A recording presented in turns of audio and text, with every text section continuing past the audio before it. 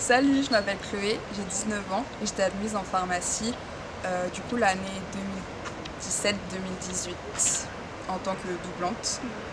Du coup j'étais sur le site de la Rivoisière qui était à 15-20 minutes de chez moi. Bon, j'y allais pas. Au niveau des classements, autant que primante, j'étais classée au premier semestre dans les 1100 et au deuxième semestre environ dans les 900.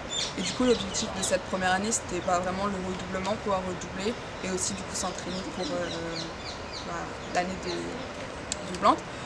Mon année de doublante, j'ai raté mon premier semestre. Avec 8,96, je suis arrivée 1009. J'ai raté une épreuve, donc le 4, donc il faut faire attention à certaines épreuves. Et il faut toujours s'entraîner pour pas justement que ce genre de choses arrivent. Au deuxième semestre, avec 14,6 de moyenne, j'étais classée 360. Et au final, au classement général, j'étais classée 668. Et en médecine, j'étais 633 et 337 en pharma. Et du coup, je suis passée 97 sur 105. J'étais admise en pharmacie. Au niveau de mon parcours, j'ai fait un bac S avec un an d'avance. J'ai une mention assez bien. Au lycée, j'ai pas beaucoup travaillé. Je me suis un peu reposée sur mes capacités, on va dire. Mais avec le bac, j'ai quand même su acquérir des méthodes de travail et j'ai toujours bien été organisée. Je savais comment vraiment travailler, surtout sur les matières de par cœur, pour pouvoir réussir. Après, quand je suis arrivée en tant que primante, j'ai fait la pré-rentrée du tutorat.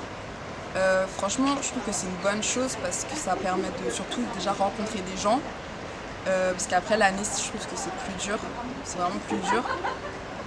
Aussi de commencer à voir les cours un peu, ou voir à quoi ça ressemble, parce que c'est pareil, avant, c'est pas pareil en fait. Là, on commence à déjà se mettre dans le bain et c'est plus agréable, surtout en tant que primant, je trouve. Après, j'ai aussi pris les fiches, enfin les polycopiés du tutorat, même si ça m'a pas forcément servi tout au long de l'année. Vu que j'avais une prépa, ça m'a aidé quand même à regarder au début ou avant d'aller en cours, ou quand j'allais en cours, avoir un support papier pour faire des annotations, pour commencer à surligner. Et par exemple, mon premier surlignage n'était pas forcément le même que le second, donc ça sert toujours. Après, du coup, j'avais une prépa, que ce soit en primante ou en doublante. En primante, j'avais mes 10 sup. Donc ce qui était bien, je trouvais, c'est que du coup, avoir les fiches actualisées, vu que j'aimais pas forcément aller en cours comme en doublante, c'était une bonne chose. Après les séances aussi, c'était pas mal d'avoir une séance par semaine où on s'entraîne, où on nous explique. Et surtout, ça permettait de s'entraîner et encore s'entraîner, revoir les séances au fur et à mesure. Et ça permettait de garder un certain rythme, ou d'essayer de pas trop prendre du retard, sachant qu'on avait les séances, qu'on avait les fiches, etc. Après aussi, j'essayais un maximum d'aller au CB du vendredi, du tutorat. Donc pareil, pour le rythme, c'est une bonne chose. Après, c'est pas forcément facile d'y aller, mais c'est bien. Et après, par contre, pour les CB, il faut faire attention parce que il y en a, je pense, ils peuvent se mettre trop la pression en allant au CB ou trop regarder les classements, regarder par rapport aux autres. Mais je pense que le principal, c'est regarder sa progression et aussi de surtout garder un rythme parce que il y aura toujours, je pense, on sera toujours en retard. Mais si on se dit on progresse ou après on arrive à apprendre de ses erreurs et corriger ses erreurs, c'est une bonne chose au final. Au niveau de mon ressenti, la passesse, ça m'a laissé un grand vide. Je sais pas comment l'expliquer, juste un grand vide. Je me suis beaucoup renfermée durant ces 2 ans. Avant, je sortais beaucoup, enfin, j'aimais bien faire plein d'activités, j'étais beaucoup plus créative. Et j'ai un peu perdu tout ça avec la bassesse, j'espère que ça va revenir. Après aussi, je pense, sur les sorties, je suis beaucoup sortie en tant que primante. Et après, du coup, j'ai vraiment arrêté, on va dire, parce que ça m'a quand même pénalisée. Et c'est dur aussi quand on est primant de se dire on a une bonne vie sociable, on fait plein d'activités. Et du jour au lendemain, on rentre en passesse et dès qu'on sort, en fait, on est un peu pénalisé. Il faut savoir le gérer, mais après, c'est pas forcément facile, surtout quand on habite un peu loin, de se dire il y a les allers-retours qui comptent, etc. Donc voilà. Après, la passesse, sans mentir, c'est dur. Je pense qu'il n'y a pas d'autre mot. Même moi, pour moi, c'était plus dur que ce que j'imaginais. Parce que c'est surtout au niveau mental. Je pense que la passesse, la majorité qui fait qu'on réussit ou qu'on réussit pas, c'est au niveau du mental. Tout le monde craque, je pense, en passesse, mais personnellement, j'ai beaucoup pleuré, j'ai beaucoup déprimée, c'était pas facile, mais je pense que ça fait partie du jeu aussi. Et si après on arrive à rester fort, bah, on le viendra encore plus après. Donc au niveau de mes méthodes de travail, je travaillais beaucoup avec une ardoise, j'écrivais beaucoup de cours, mais que des parties de cours, parce que sinon, bah, mais tous les mots importants ou les phrases importantes, je les réécrivais. Donc ardoise pour éviter d'utiliser trop de papier, enfin, c'est pratique franchement. Voilà. Après aussi, quand je relisais mes cours, j'avais quand même une mémoire photographique et ça m'a beaucoup servi pendant les concours. Je relisais mes cours mais je parlais à haute voix pour réussir à vraiment me concentrer en fait. Parler à haute voix, ça m'aidait à me concentrer et d'où le fait de travailler à la BU aussi, c'était pas trop possible dans mon cas. Et du coup, bah, ça a favorisé encore une fois l'isolement, encore plus de vivre seule. Après, j'ai eu la chance aussi pendant ces 2 ans de PACES d'avoir mon copain. Et je pense qu'il y a beaucoup d'a priori sur le fait d'avoir quelqu'un en PACES. Et il faut faire attention, parce que c'est pas forcément évident, mais ça peut être une force si c'est bien géré, si la personne en face elle est compréhensive. Et du coup, si vous avez un copain ou si vous êtes bien, faut pas avoir peur de ça. Pour remédier à l'isolement aussi, j'allais beaucoup chez mes grands-parents, surtout sur mon année doublante. Je pouvais passer 4-5 jours là-bas et je pense que c'est ce qui m'a vraiment aidé à garder un bon rythme et surtout à réussir ce que je voulais, parce que la pharmacie, en doublante, c'était vraiment mon objectif. Du coup, là-bas, j'avais une bonne hygiène de vie, j'avais tous mes repas faits, j'étais vraiment dans le calme, c'était pas à Paris aussi, c'était agréable. Et du coup, voilà. Et surtout, ce que j'aimais bien quand j'étais avec mes proches, mes grands-parents, c'est tout le temps, je leur récitais les cours. Tout le temps, tout le temps, tout le temps. Enfin, où j'étais à table, je leur racontais mes cours, je leur racontais la biologie cellulaire, la pharmacie sur les enfin, le 6 sur les médicaments. Et ça aide à mémoriser et puis pouvoir expliquer aux autres quand des fois on n'a pas trop compris. La dernière chose que je faisais au niveau des méthodes de travail, c'est que par exemple pour l'UE1, je faisais des grandes frises au-dessus de mon lit. Je développais tout.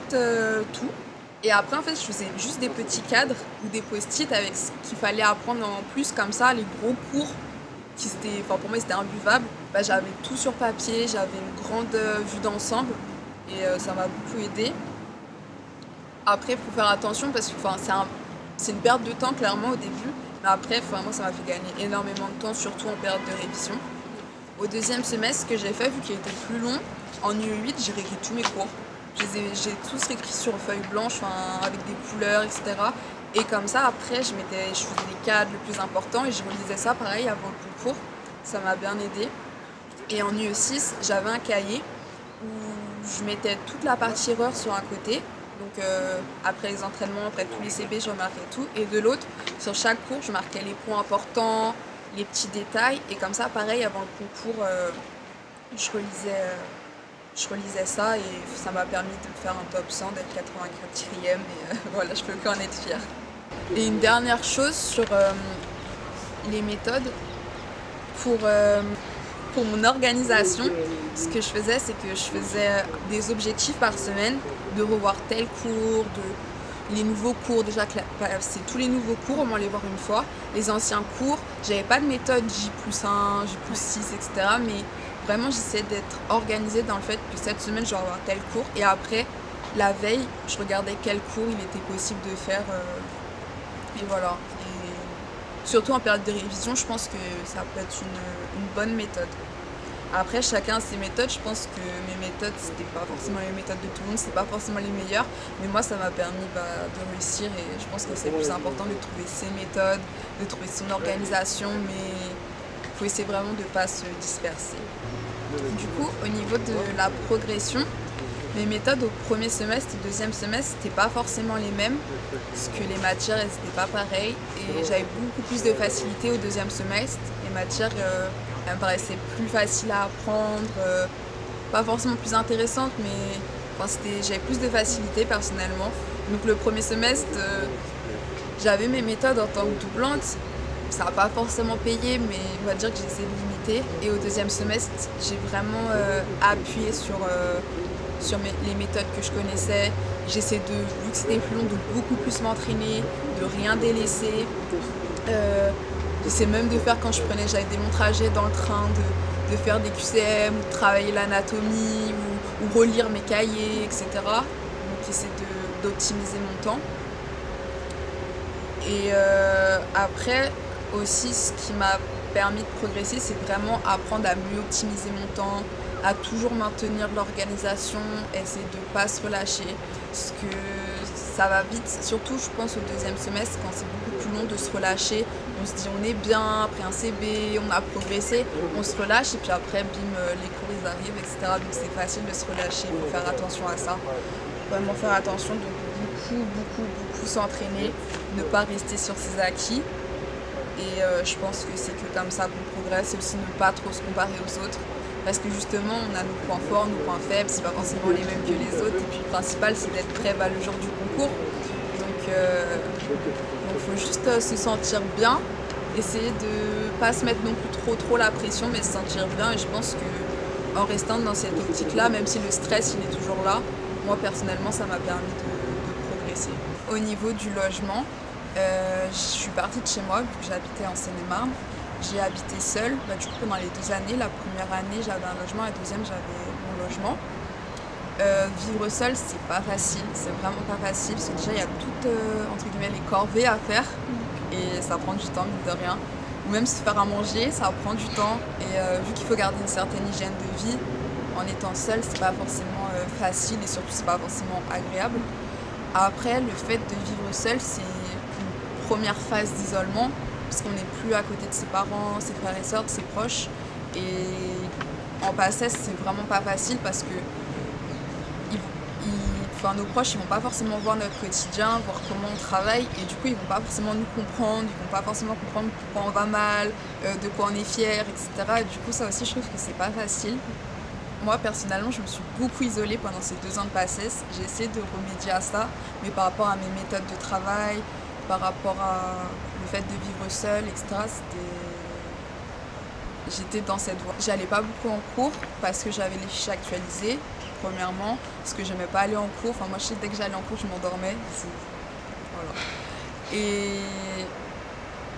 Et du coup, je travaillais chez moi presque tout le temps. Je me forçais à aller à la bibliothèque de temps en temps pour justement pas tout le temps craquer, pouvoir parler avec des gens. Enfin, c'est toujours agréable des fois d'aller à la bibliothèque.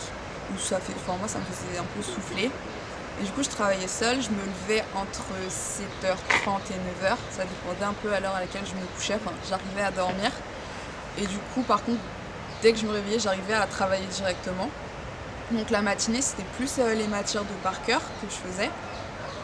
Et l'après-midi, ça dépendait de ce que j'avais prévu par rapport à mon emploi du temps. Si je devais recaler du par cœur, j'en mettais, mais après, je m'entraînais beaucoup plus l'après-midi. Après aussi, si j'étais fatiguée, dès que j'avais un coup de mou, ce que je faisais, c'est que je m'entraînais. Je faisais beaucoup de QCM. Au réveil, si j'étais trop fatiguée, je faisais des QCM. Avant de manger, je faisais des QCM. Après manger, si j'arrivais pas à me remettre dans le bas des QCM. Pareil le soir, en dormir, j'essayais de faire des QCM un maximum. Parce que moi ça me détendait aussi, ou corriger des exercices, revoir des exercices, ou dans les matières de par cœur, dormir, relire un peu ses cours. Après, je le faisais pas tout le temps, mais j'essayais de faire au mieux. Du coup, je travaillais environ 12 heures par jour, vu que j'allais pas en cours, c'était plus facile. Je mangeais à heure fixe, j'essayais de garder 1h, 1h15 le midi, donc de 12h30 à 13h30 à peu près, et 1h aussi le soir. Après, j'essaie de faire des siestes, je faisais beaucoup de micro-siestes. Franchement, on apprend vite ça, c'est cool. Et si vraiment j'étais fatiguée, j'essaie de faire une sieste de demi-heure, pas plus l'après-midi. Après, au niveau de l'hygiène de vie, je faisais beaucoup de sport avant, beaucoup de sport. J'ai dû arrêter parce que mon sport était trop contraignant. J'essaie de faire un peu de sport chez moi, mais c'est pas la même chose. Donc il faut faire vraiment attention à son alimentation. J'essaie de pas grignoter, parce qu'il y en a beaucoup qui grignotent, donc j'essaie de pas grignoter. Et voilà. Après, au niveau du sommeil, je dormais très mal. J'ai jamais réussi à réguler mon sommeil. Pendant les 2 ans, dès que je me couchais, ma tête elle bouillonnait, ou je pensais à ce que j'allais faire le lendemain, etc. J'avais vraiment beaucoup de problèmes de sommeil. Puis vu que je faisais beaucoup de crises d'angoisse la première année, où je me sentais vraiment pas bien, je pouvais pleurer avant de dormir, après je dormais pas, enfin c'était pas facile. Le sommeil c'est quelque chose je pense qui est important à régler et personnellement j'ai pas réussi mais c'est important. Du coup au niveau des conseils, je suis pas forcément un très bon exemple, mais malgré tout j'ai quand même réussi. Je pense qu'il faut rester motivé, faut pas se sous-estimer ni se surestimer, être réaliste, mais vraiment ne pas se laisser abattre. Et je pense que le plus important, ça va être le mental. Et si j'ai un conseil, c'est dès septembre, être prêt mentalement, s'organiser un maximum, savoir quand même ses points forts, avoir un minimum de méthodes de travail, etc.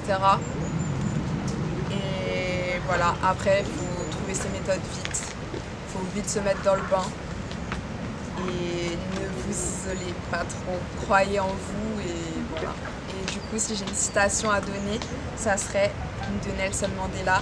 Je ne perds jamais, soit je gagne, soit j'apprends. Et du coup, bon courage à tous et que l'année vous soit favorable. I won't compromise.